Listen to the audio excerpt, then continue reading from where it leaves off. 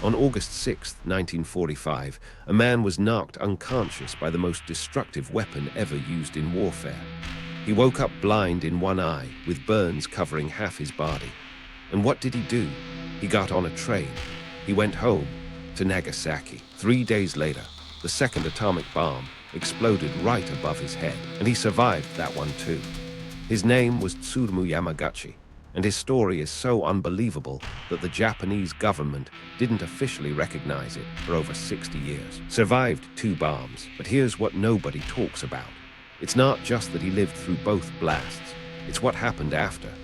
What he did with the rest of his life, and the one conversation he had 3 days after Nagasaki that will chill you to the bone. By the end of this video, you'll understand why this man's story isn't just about luck. It's about something far more disturbing about human nature itself, and the lesson he spent his final years desperately trying to teach the world. Most people still haven't learned it. August 6, 1945. Hiroshima, Japan. The morning air was warm, the sky was clear, and 29-year-old Tsutomu Yamaguchi was annoyed. He'd been on a 3-month business trip for Mitsubishi Heavy Industries, designing oil tankers. His work was finally done. He was supposed to go home that day, home to his wife Hisako and their infant son in Nagasaki. But that morning, walking to the shipyard one last time, he realized he'd forgotten his personal seal, a stamp needed for official documents in Japan. I turned around to go back for it. That detour saved my life and nearly killed me at the same time. He was approximately 3 kilometers from ground zero when the sky turned white. Not bright, white. Every color ceased to exist. Blinding. Enola Gay had just dropped Little Boy, a uranium bomb with the explosive force of 15,000 tons of TNT. In that single flash, 80,000 people died instantly. The temperature at the blast center reached 4,000 degrees Celsius. And Yamaguchi, he was hurled into the air like a rag doll. His eardrums ruptured, his left arm and face scorched with radiation burns. But what happened next defies everything we understand about survival instincts. Now here's where this story goes from tragic to almost incomprehensible. When Yamaguchi regained consciousness, he couldn't see out of his left eye. His skin was hanging off his arm in strips. The entire city around him had been flattened into a wasteland of fire and ash. Black rain, radioactive water mixed with soot and debris was falling from the sky.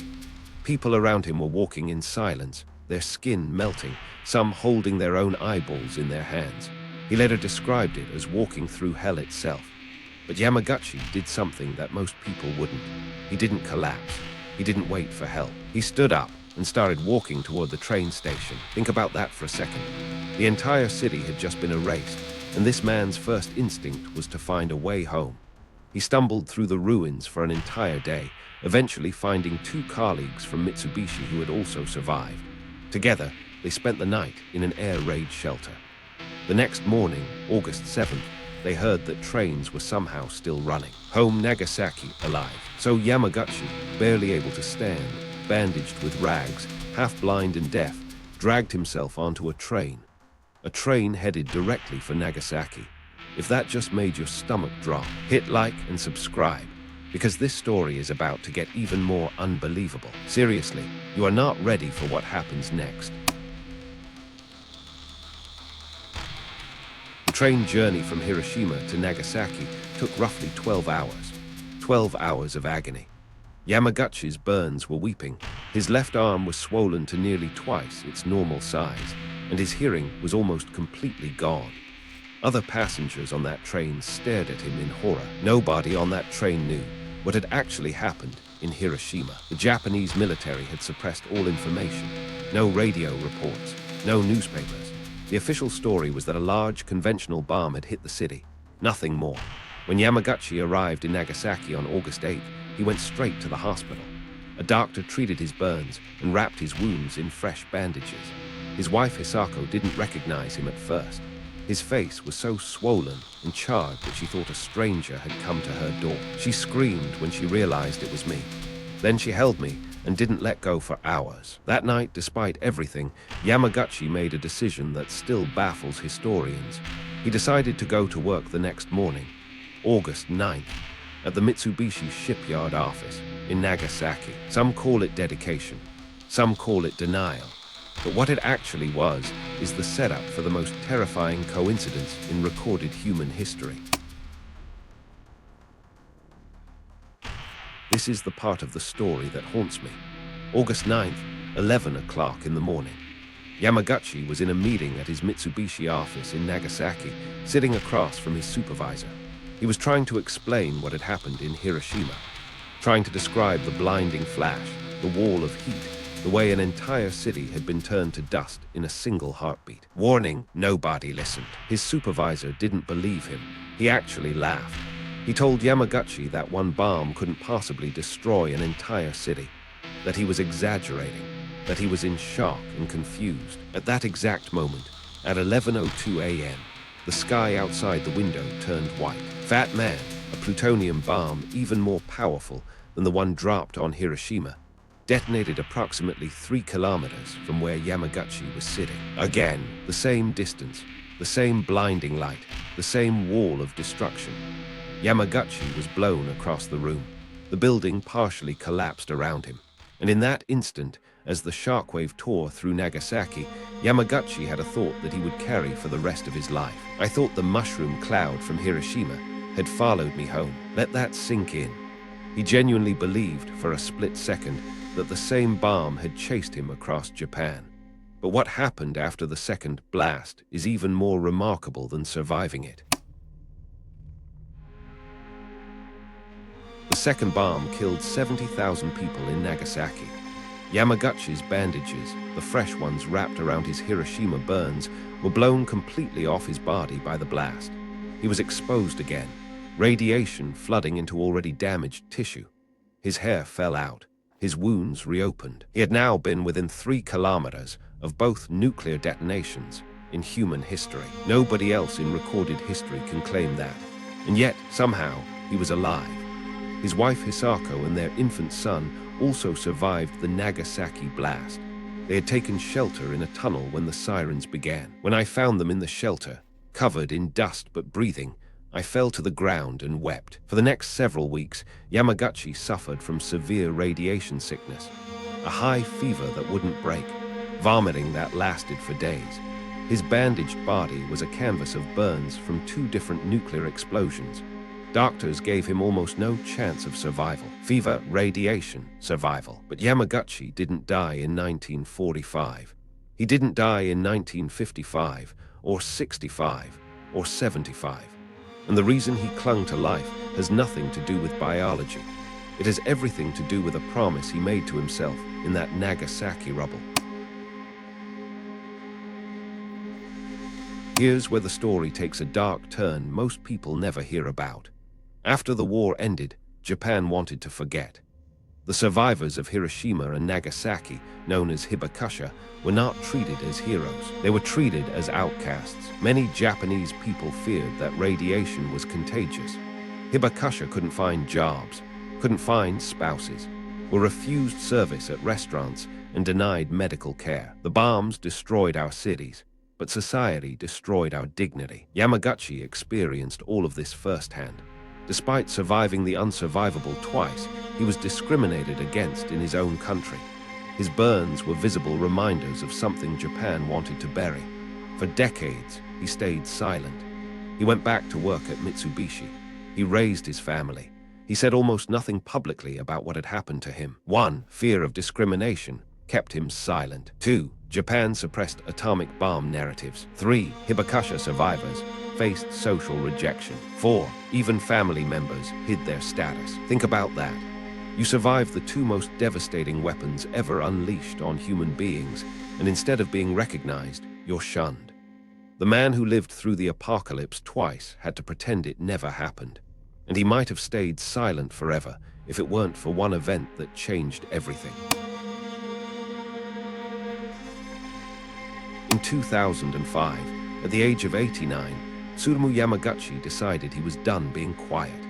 His wife Hisako had been diagnosed with kidney and liver cancer, almost certainly caused by radiation exposure from Nagasaki.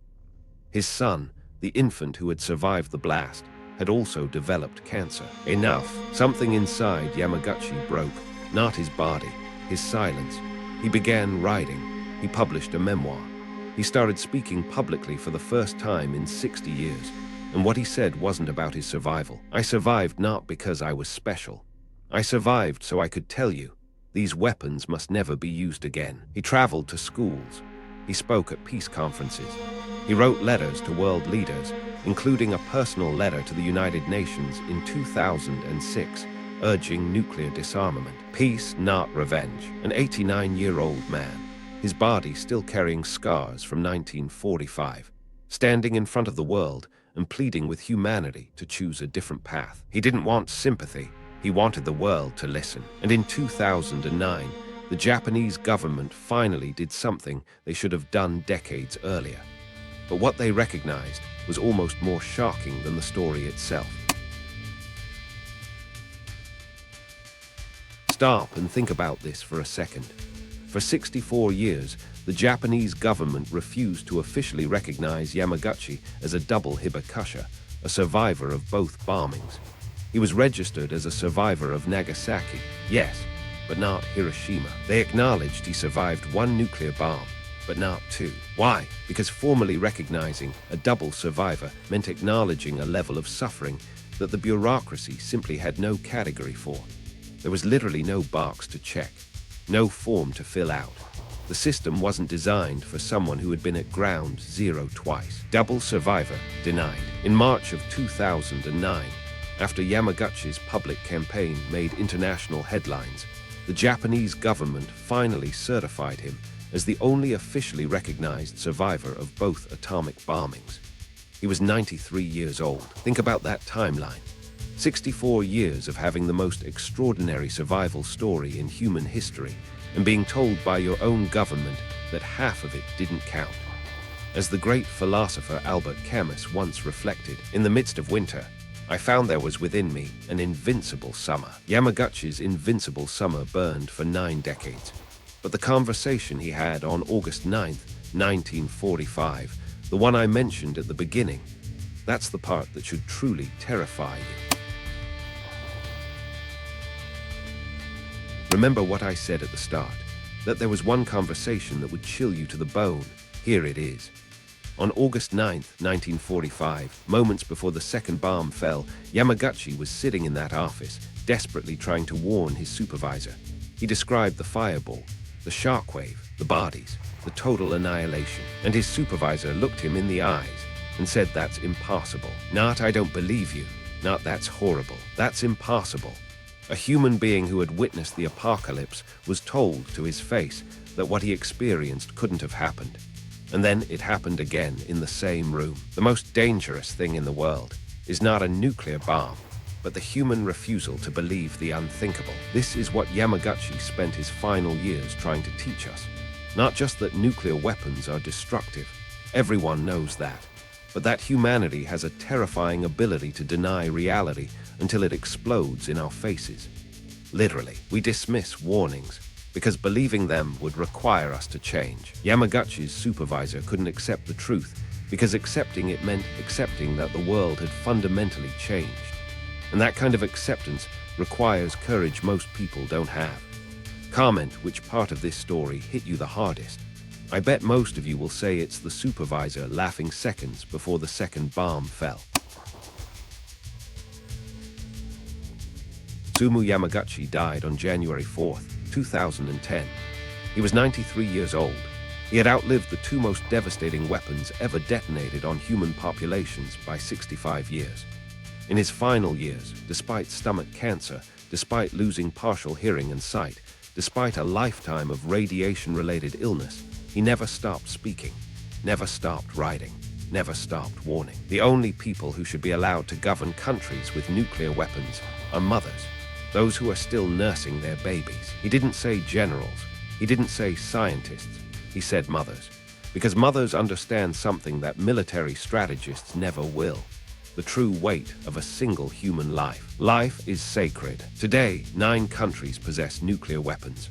Over 12,000 warheads exist on this planet, each one exponentially more powerful than Little Boy or Fat Man. And Yamaguchi's warning still echoes. We still live in a world that dismisses the unthinkable until it happens. One man survived the unsurvivable, so the rest of us would never have to. That is the legacy of Tsutomu Yamaguchi. Not luck, not miracle, but a mission. A 93-year-old mission to make sure his story stays the most extraordinary survival story ever told and never becomes ordinary. If you made it this far, comment Nijuhibaku. That's the Japanese word for double bombing survivor. Only the real ones will know. The truth is stranger than anything you could make up. Subscribe if you want to keep discovering.